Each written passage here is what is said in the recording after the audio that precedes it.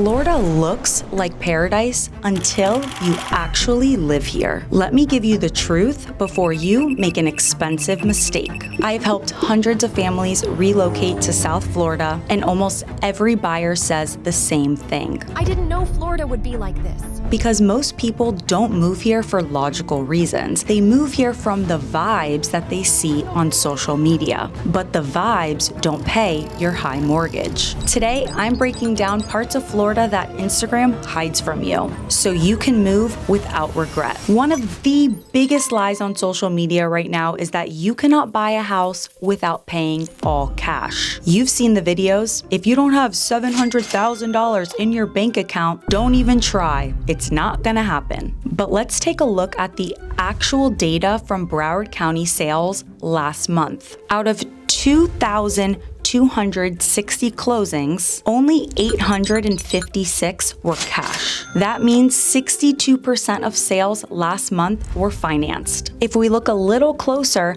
1,062 buyers used a conventional loan and 208 buyers used an FHA loan. So if you're sitting on the sidelines saving up a mountain of cash because TikTok told you to do so, you're missing out on the market. So why is everyone still complaining about cash buyers? It was not luck, it was a pre-approval strategy. They didn't just get an approval letter, they worked with a local lender who knew how to present their client's offer not only strategically, but also emphasize that they use local appraisers as well, which listing agents love. It creates trust. You don't have to win the lottery to move to Florida. You just have to create the right math equation. If you don't have the right strategy for your loan type, that's usually when buyers say, I didn't know it was going to be like this. But the second thing you aren't told in Florida shocks everyone. You're told you're buying a newly renovated home. The electrical and the plumbing were all updated, so you think you're safe. But how do you know that $30,000 upgrade was real? Did they put on a cosmetic band-aid just to get you to the closing table? I recently had a situation in Broward where the seller's agent swore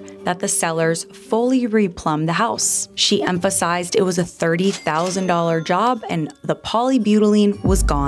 She assured me all the permits were pulled. Most buyers would have celebrated right there, but I immediately checked the city and the county records, and the only permit I found was for a water line changeout, which was $1,200 because the sellers did not replace the plumbing with a permit. They lied. And if my client would have bought that home 30 days after closing, the insurance company could call them up and say, hey, you're canceled. Because here's the truth. In South Florida, if a major system is not permitted, it basically does not exist to an insurance company. You need these 4 items. Your roof needs to have at least 5 years. The plumbing needs to be updated. The electrical needs to be updated. The AC needs to be new-ish or at least in great working order. And I'm going to throw in a bonus, even though it's not listed on this 4-point document, impact windows and doors. All of these upgrades, it needs to be verified. In 2026, insurance carriers are looking for any reason to cut you off. So if you don't see that $30,000 replumb permit, you are buying a potential insurance liability. And this is why people regret moving here. They didn't check the record, they didn't do their homework.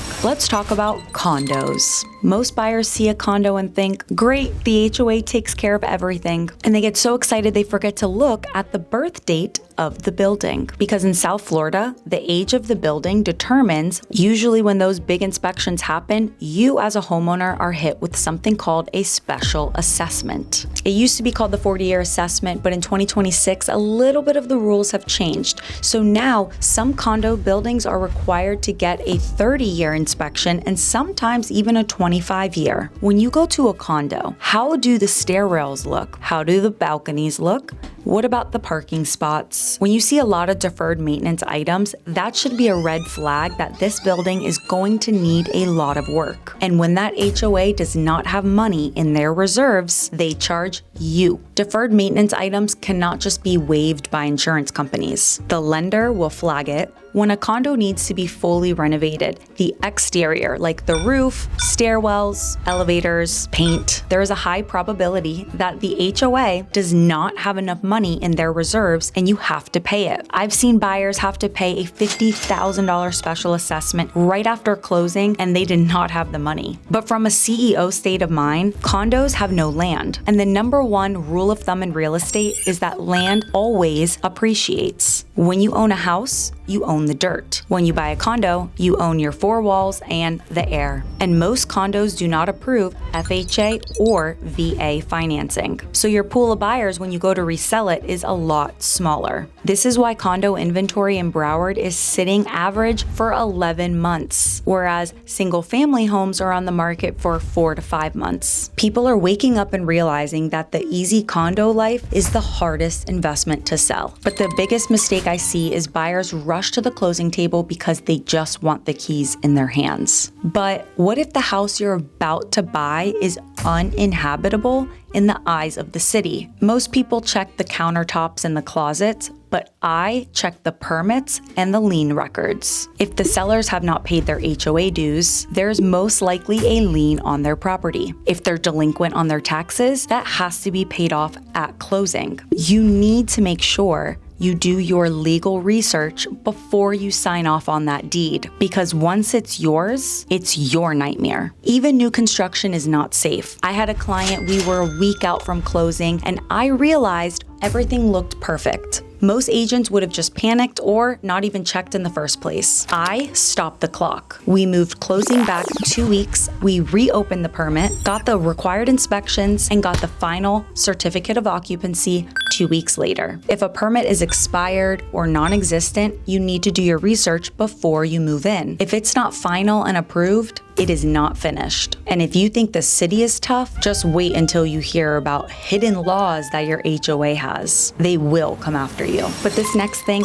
every agent is afraid to mention: termites. In South Florida, it's not a if you get termites, it's a when you get termites. Our climate is hot, mucky, and sticky. Basically a 5-star resort for bugs. So if you buy a house that does not have subterranean termite traps all around the house and they don't have quarterly preventative care, you're not just buying a house, you're buying a future buffet for termites. Because the truth is, most buyers think a clear inspection means they are clear forever. But that is so far from the truth. You have to do maintenance on your house. It takes anywhere from 3 to 8 years of termites going at it and eating away for there to be major structural damage. But let's talk about Florida weather. Everyone asks, is this house in a flood zone? But did you know that FEMA dropped a new flood zone map in July of 2024? Thousands of homes used to be safe in the no flood zone, and now they are in a high risk zone. So if your agent is looking at a 10-year-old map,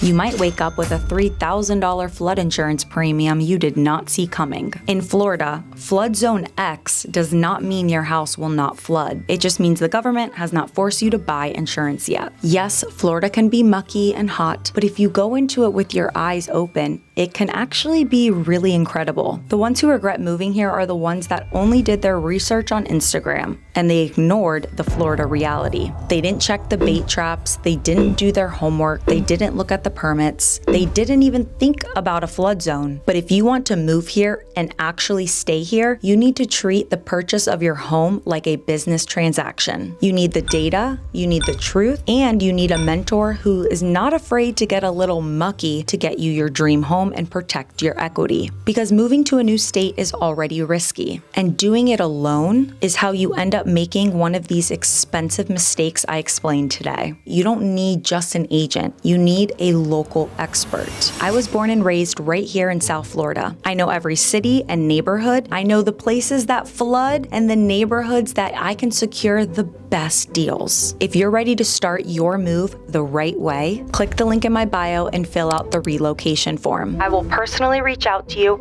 so we can help you secure that piece of paradise that you do not regret. And once you're done with that, you must watch the types of homes you should never buy. And I'll see you there.